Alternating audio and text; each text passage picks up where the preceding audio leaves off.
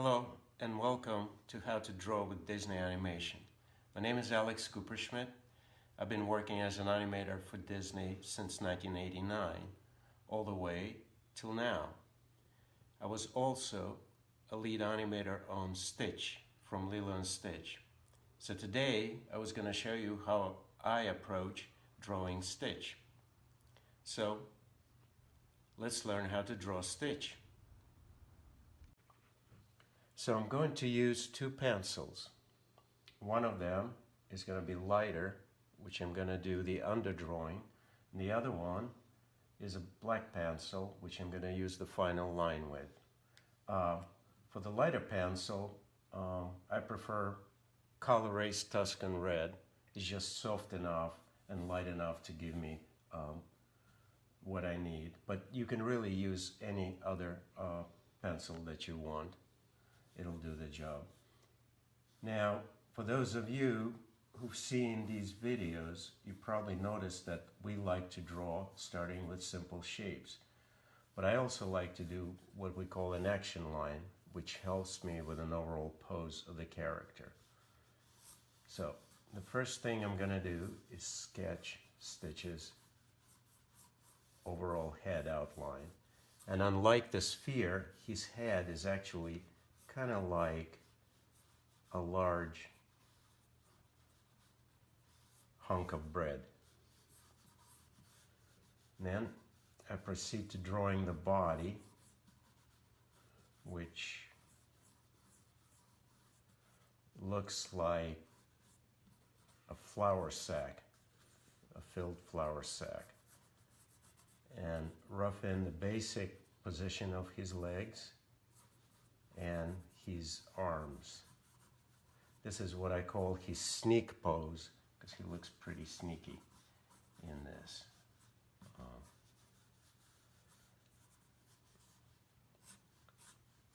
These lines, we call them center lines. They help us establish which way the character's head is turned. We usually don't like drawing things too central because they make the character look flat. The center line allows me to find exactly where his nose should be and his eyes. He's got a very large nose. It kind of dominates the center of his face, and his eyes are on a slight angle. Again, this helps with dimension on the character.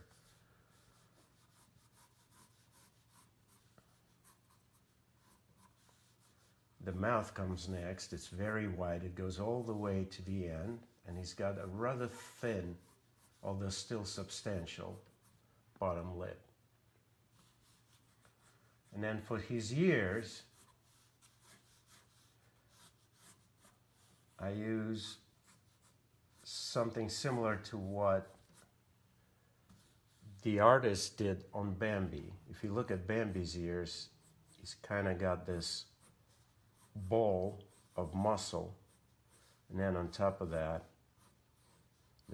a leaf-shaped form that when you draw it, you can see how the ear looks. So this is sort of similar to what Stitch has, except Stitch's ears is quite a bit larger, and they're a little bit notched. One of them has a notch on top, and the other one has the one at the bottom. His eyes are very special because he's probably one of the very few Disney characters that doesn't have pupils. He's got just solid black eyes, which I like to fill out and then introduce just a hint of highlight. There's a couple of wrinkles just above his nose, and his eyebrows and his wrinkle under the eye, they all kind of echo the same position as the eye themselves, just larger. So the eye is sort of just nestled in this shape here on one side and on the other.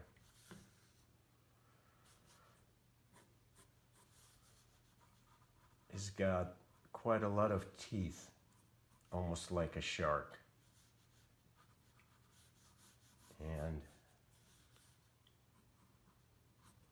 And he has no sharp corners. Everything on Stitch is sort of rounded. I call them rounded corners, kind of looking like that. So the body has just a bit of a break here, which suggests an ample tummy. Everything about him is sort of stout and generous in terms of mass.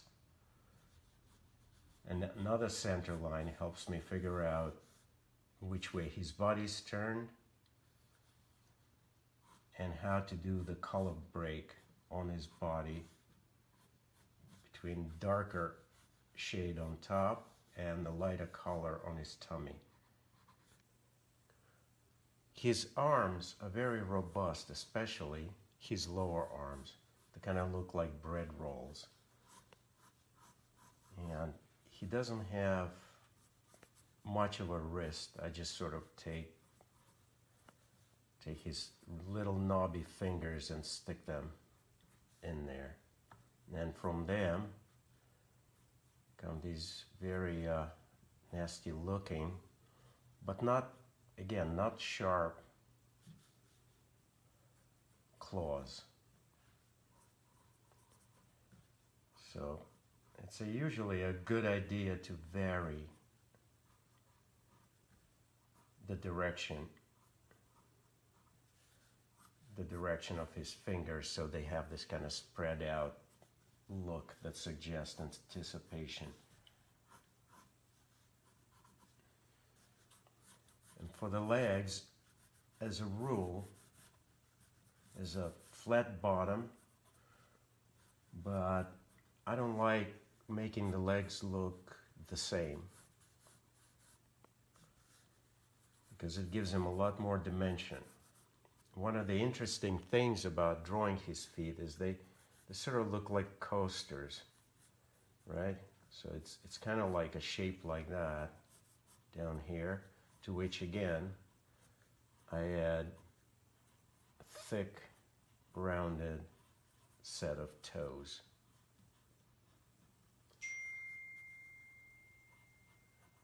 His toe, the claws on his toes are a bit more solid and a bit more stubby than the ones on his hands. They kind of look like that, like kernels of corn. As you notice, I use a lot of bread in my drawing, but it's just trying to figure out a simple shape. It usually helps me to visualize what kind of shape it is. So this process of sketching very rough and very loose with a soft, lighter pencil is kind of a trick of getting a drawing done. And when I'm ready to switch, I simply switch the pencils and I proceed with a dark line. But as you may have noticed, what we do is essentially use very simple shapes and very light, quick drawing in order to do our drawings quickly and in order to have control over the drawing. Learning how to draw with simple shapes is really the key to being able to draw properly, and that really covers almost any kind of drawing. So now that I'm ready to tie him down, so to speak, I'm going to use a dark pencil and use a darker line to basically start outlining him in the final. Now that I have the underdrawing, I have confidence, and as I draw, I can correct any mistakes that I see. So, Stitch, even though he looks cuddly and very thick, almost like a plush toy, is actually a very, very heavy character. One of the directors on the film described him to me as a creature that has a weight of a fire hydrant. So he's very heavy and very solid, right? Even though he looks like a plush toy, don't forget that he's made up of titanium cartilage, which makes him an extremely dense and extremely heavy character. So human beings, to him, being 70% water, look rather insubstantial. Now, these dark eyes is one of his key characteristics. As you know, you can usually tell characters' expression through the eyes, being the windows of the soul. With Stitch, one of his key characteristics is that he's unpredictable. So, having his eyes so dark, it's always difficult to read his expression and makes him an unpredictable character. One of the great things about having an animation disc is that if I have trouble drawing a particular line from a certain angle, I can always turn the disc and get that line down in a more comfortable position.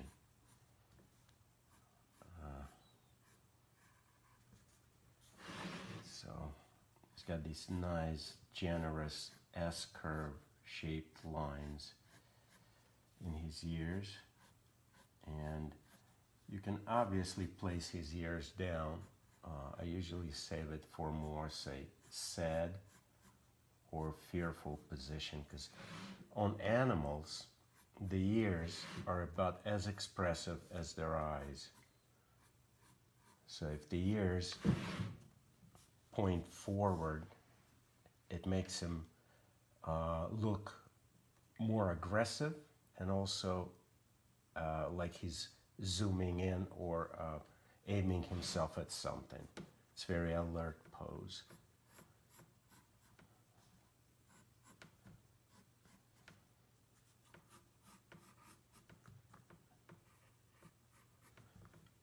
So most of our work, most of the work that I had done at Disney were done through this technique, which is drawing light first using simple shapes, and then going over with a darker pencil. It's a great technique, especially if you have to do a lot of drawing very quickly. And if you practice this, you can probably get it down. I mean, you have to remember, drawing, there's nothing mysterious about it.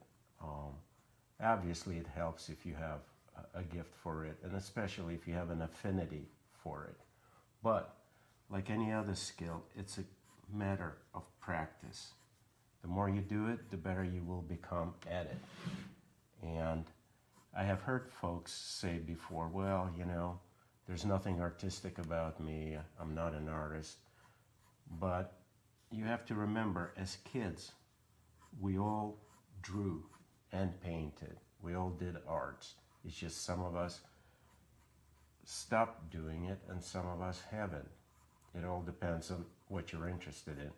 But because of that, all of us have an ability to do art. It's just, again, it's a question of practice. It's art. Drawing is a skill like any other. The more you do it, the better you become. So right here, basically, that's about how quickly or how easily you can draw Stitch and sketch him. So I was going to take an opportunity to very quickly show you how to draw Alien Stitch, which is the one that has 4 arms, 2 legs, the spines, and it's a bit more careful kind of drawing because of the number of elements increased in the drawing. You have to be very careful with your composition so the drawing doesn't get cluttered. I'm going to pick an easy pose so you can see how his arms work in it. So, and this is just a quick and rough sketch, so it's not going to be finished, but the idea is that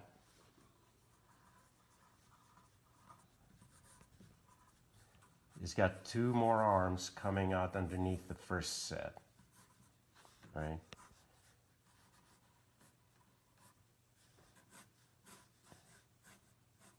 And in addition to that, on his back, he has a spine. So if you saw Stitch from the back, for example, let's say this is his back, the spines kind of look this way. The longest one is the middle, the next long is the one underneath it, and the shortest one is the one that's closest to his head. And there, if this is his tummy from the back, the spines are actually where his torso would be here, you know, and then his arms would come over like that. Obviously, when he's facing you in this position, the spines are rather harder to read, so I usually tuck them down so they don't clutter the silhouette of the rest of the character, right?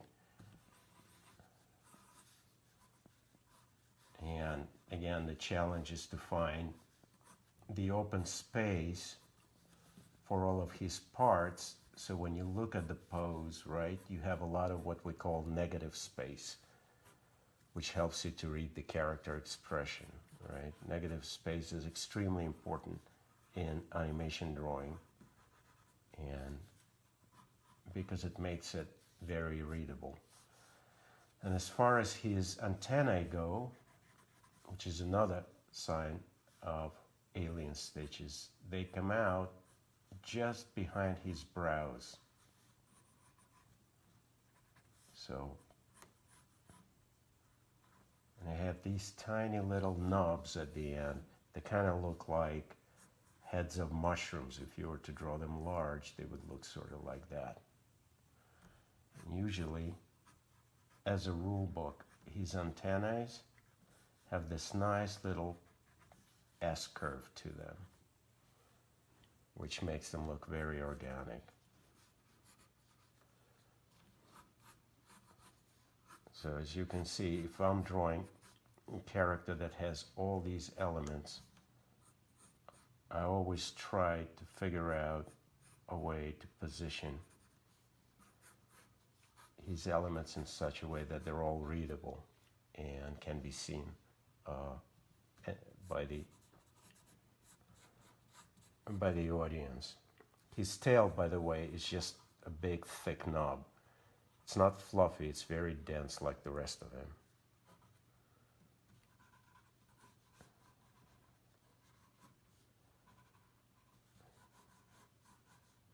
And he does have these nasty looking but not sharp teeth, a tongue.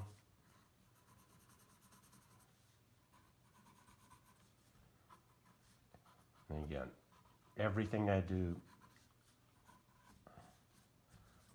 I use quick, simple shapes to get a character down very quickly. Another advantage of that is that if I mess up, I didn't spend too much time on my drawing. I can throw it out and start anew.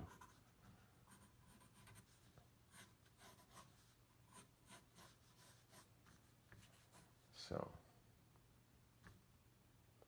that's basically all there is to drawing Stitch. The rest is just a matter of practice. So I hope you enjoyed seeing how I approach drawing Stitch. Please remember, when you draw anything, is not to get worried about failing. I fail all the time. You can always throw it away. You can always start anew. So I hope you enjoyed it. Thank you.